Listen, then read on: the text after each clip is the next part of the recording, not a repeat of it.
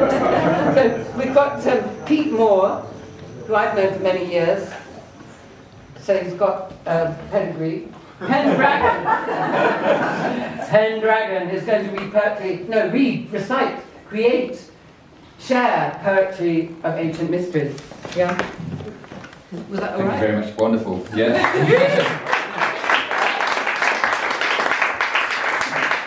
So, ladies and gentlemen, I'm very, very honoured to be on this stage with so many dear friends and such an august place, very dear to my heart, having been on the ship for a year and a half and known many of the players here for years and years. So, the poetry that I'd like to share with you this evening is only marginally specifically about psychedelics, but it is inspired by psychedelics, which have been an amazing and key part of my journey, as I'm sure for many people. Moving from medication to meditation and often back to the medication again as required. So I'd like to start with one called Make Space, which I think is what psychedelics really do for us.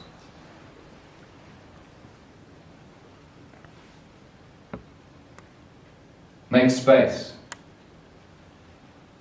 Make space. Make space. Make space for a state of grace. Don't you know? Your busy schedule is just a tool you use.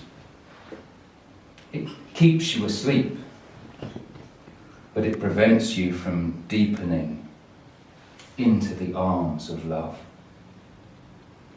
But the truth is, the door to the house of Goddess stands open, and she is always home, just waiting, hoping that you will make some space.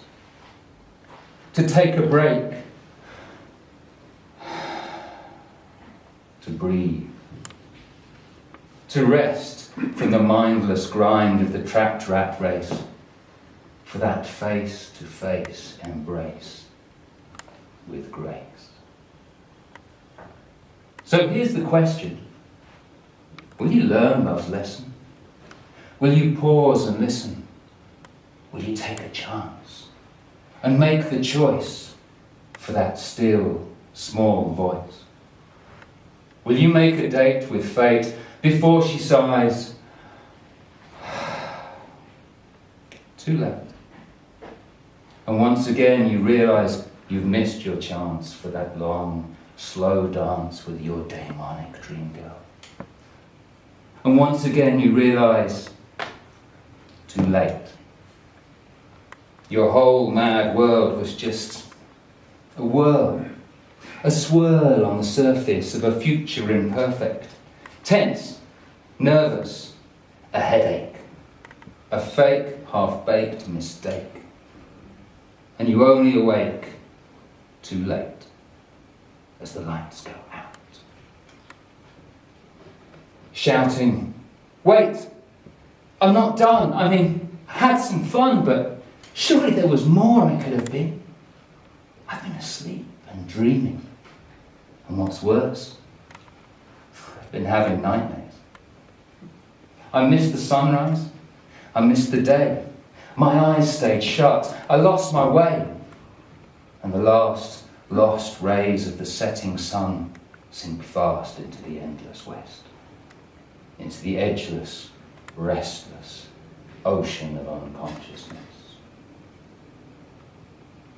There's so much beauty.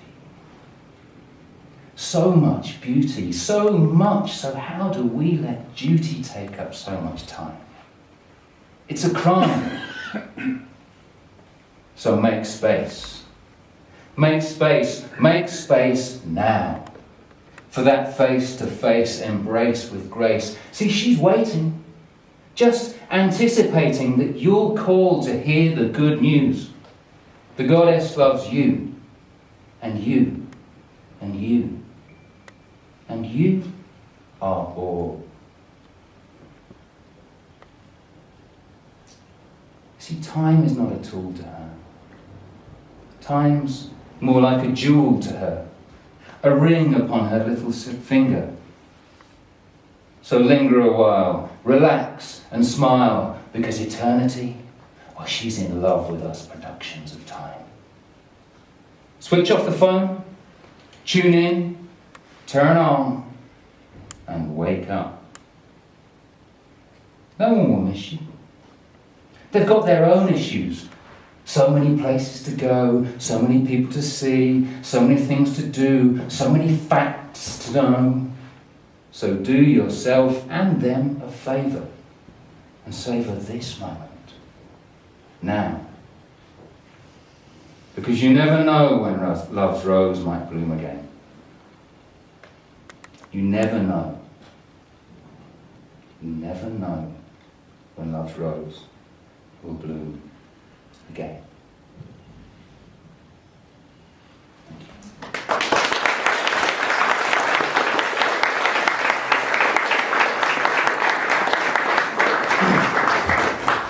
So the next one certainly is inspired by psychedelics. I must take my hat off and give my thanks to Terence McKenna for his stoned ape theory. Some of you will recognise that's in there.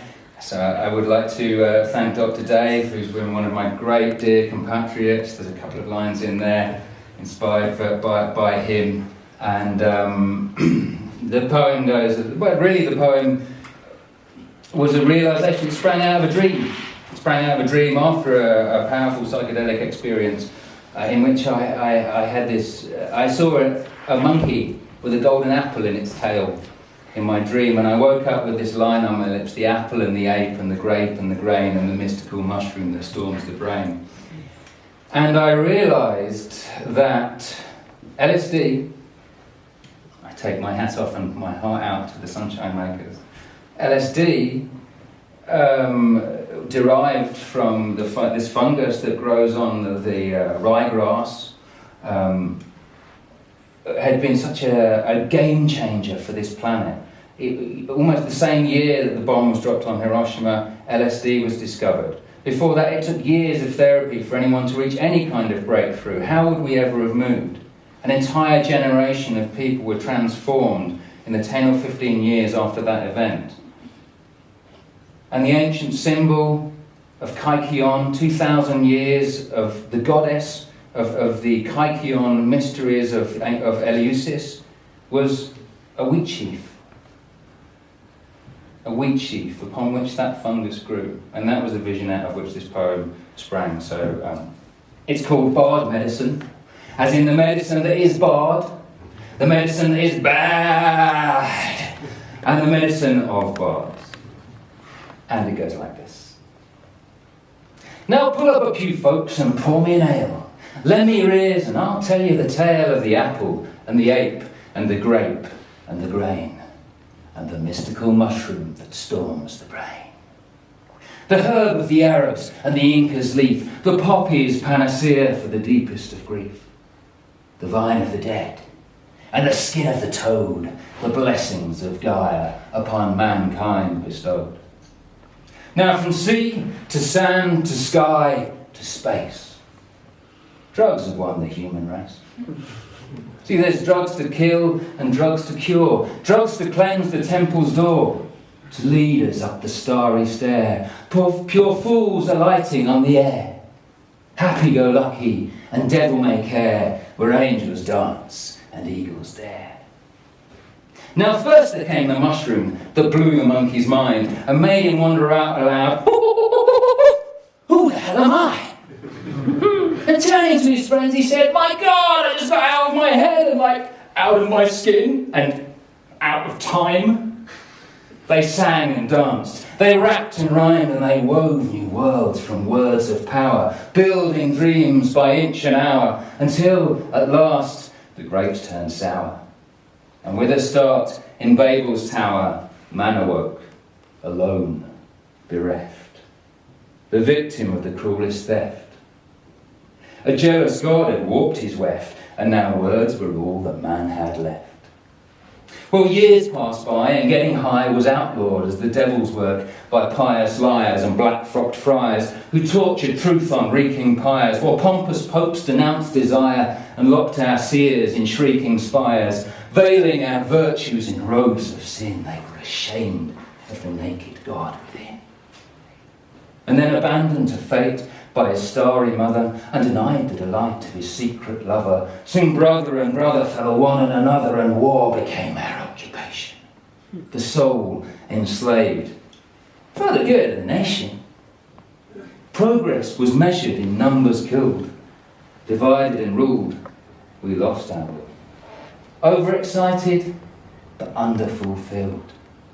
We traded our joys for a chain of cheap thrills. And now perpetual war feeds our solid state, from love to loss, to fear, to hate. The rape of the planet, the imperial dream, the tyrant's laugh and the infant's scream, the rule of law and the law of the gun, and the blood spilt to slake an implacable sun. From the Garden of Eden to our fantasy freedom! It seems the world went mad in the age of reason. You see, nuclear families are breeding machines. And there's a fool at the reins as the masters dream. Idiot kings and their sultans of spin keep waging a war that no man can win. We keep mining for oil till the earth turns to dust, worshipping Mammon, in gold we trust.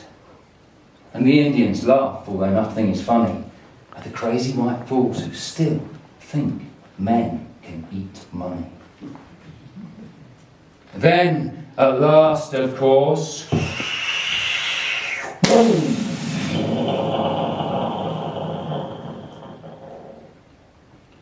The bomb dropped on Hiroshima, and a mushroom bloomed above that scar.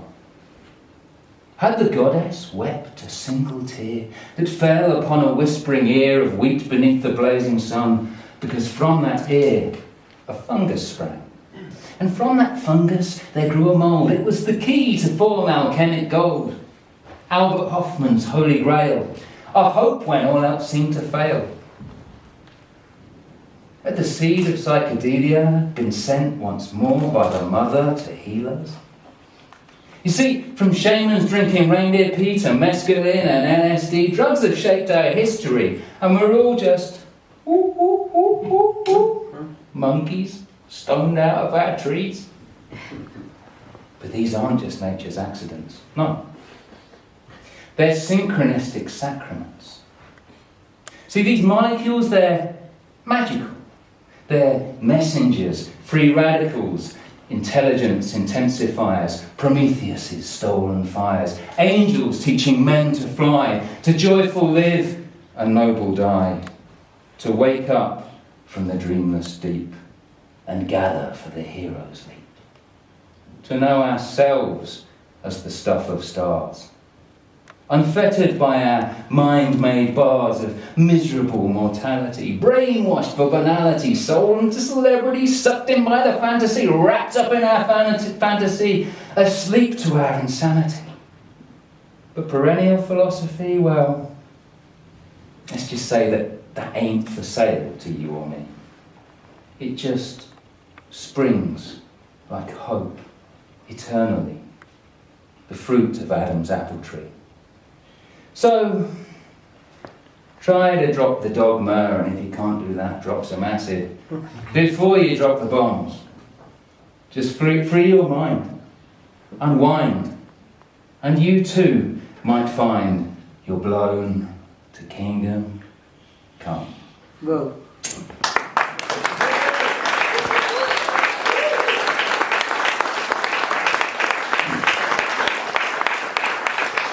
So how are we doing? Have I still got you, or are you tired of the sound of my voice yet? More. Okay. What's the time, by the way? How much time? Yeah, one more. One more. Okay, so this one, if you thought that was an epic, this one's an epic.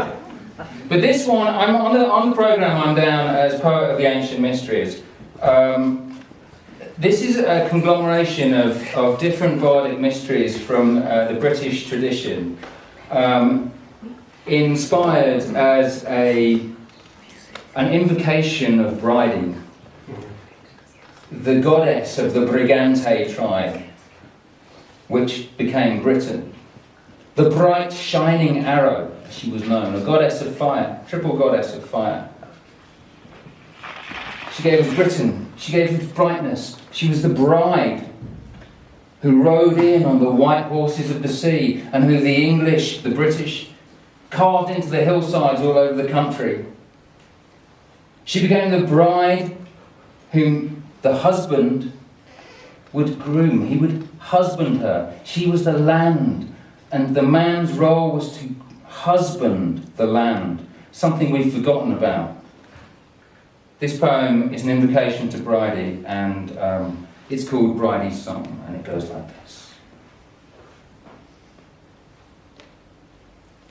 Oh, beautiful, bountiful bride, most excellent mother and muse, lend me your ears, I implore thee, as inspired by your grace I infuse. Hark as I sing out your praises, applaud as I dance to your tune, and laugh as I crazily caper and croon to your ivory moan. Lament as I tell of men's follies, smile whilst I weave wondrous lines, but bless me with the wit and the wisdom to open the dreamer's eyes. For the first time we met, you appeared as a maid, as pale as a wand of birch. You were slender and tender and modest, on your shoulder a nightingale perched. And your hair, it was like the gold of a sunrise at the dawn of a morning in May. And your eyes, twin sparkling emeralds, woodland pools in which water nymphs play. Sure, I felt myself blessed. It was like a fool possessed, as my heart flew to you like a swift to its nest, and at once I was lost, a lover star-crossed, my senses a bark on a tempest tossed. I stretched out my hand. It was an imprudent demand, you see. I was a slave to the drum in my breast that banged. And in a blink, you were gone. A lady, chaste, wrung from me, laughing, abashed by my haste. So I sat down and wept, but that night, as I slept, into my dreams a lilting laughter crept. And so I called out your name, and a second time you came, but now an alabaster empress, in a pillar of flame. And your eyes blazed like lightning, and your voice rolled like thunder. And I fell to my knees as the sky split asunder. For your loveliness now was grown awful, a beauty too great to behold. On your brow shone a ring of bright silver, by your side hung a sword straight and cold. Commander of armies, smith in a forge, guardian of nature, great wager of wars, arbiter of justice, ruthless yet fair. Your skin was as white as a snowflake, and cold stars gleamed like ice in your hair. The queen of the hearth, our great Mother Earth, enthroned at the threshold betwixt death and rebirth, you were robed with the ruby of the midwinter sun, and crowned with the stars of the springtime to come.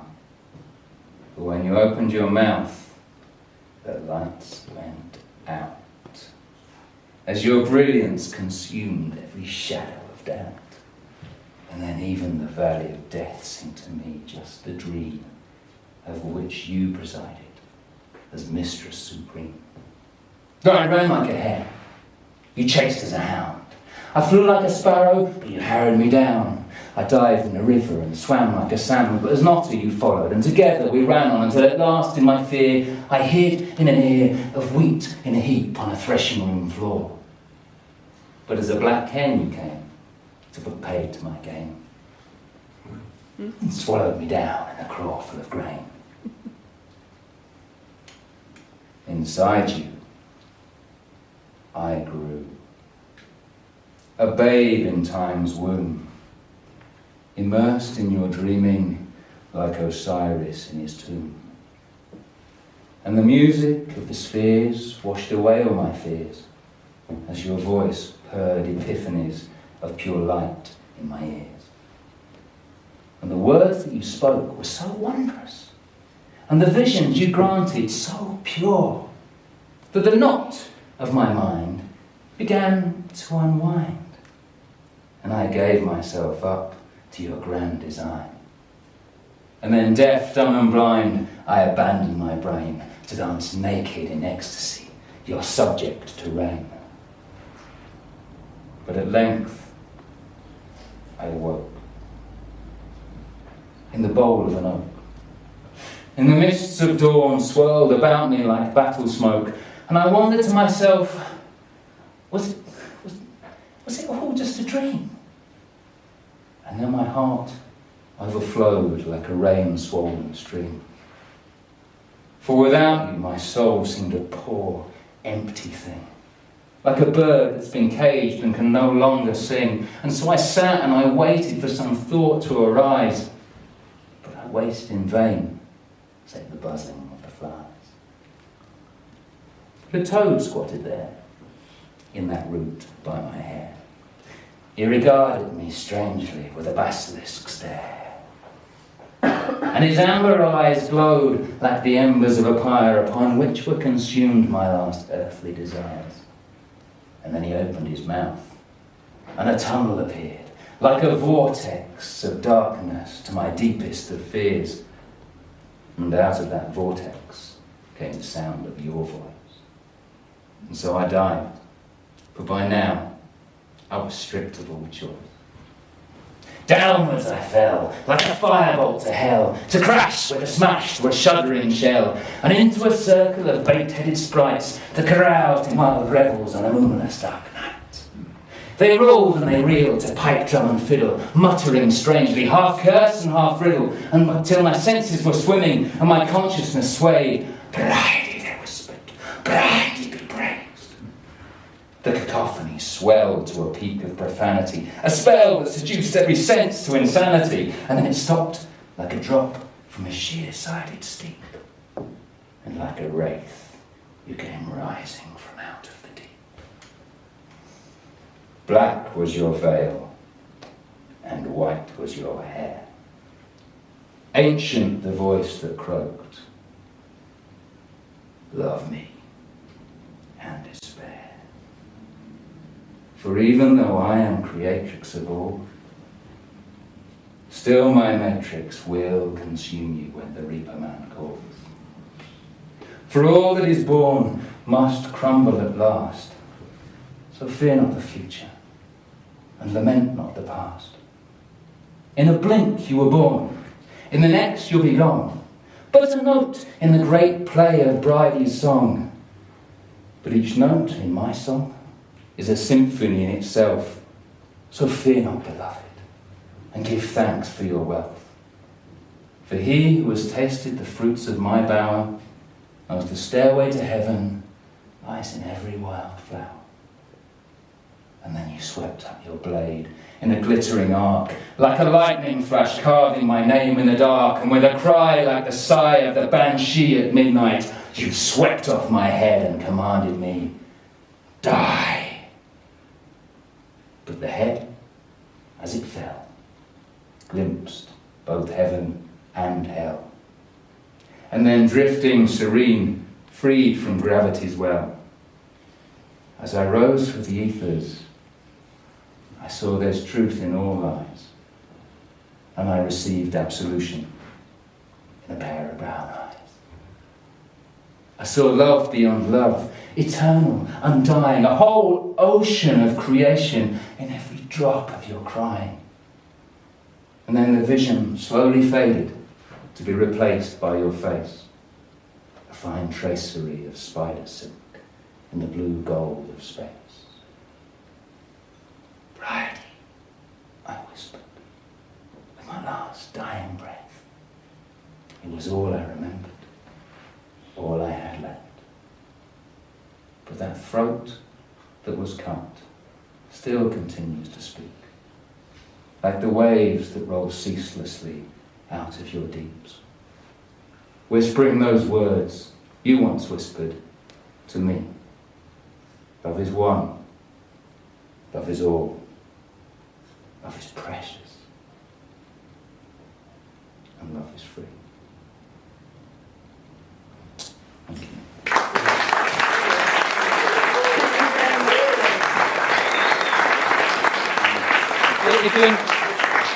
If you enjoy my work, please, you can find me at Pendragon Poetry on Facebook, and I do have some CDs for sale as well. So thank you so much. I'm so honoured to be on the stage.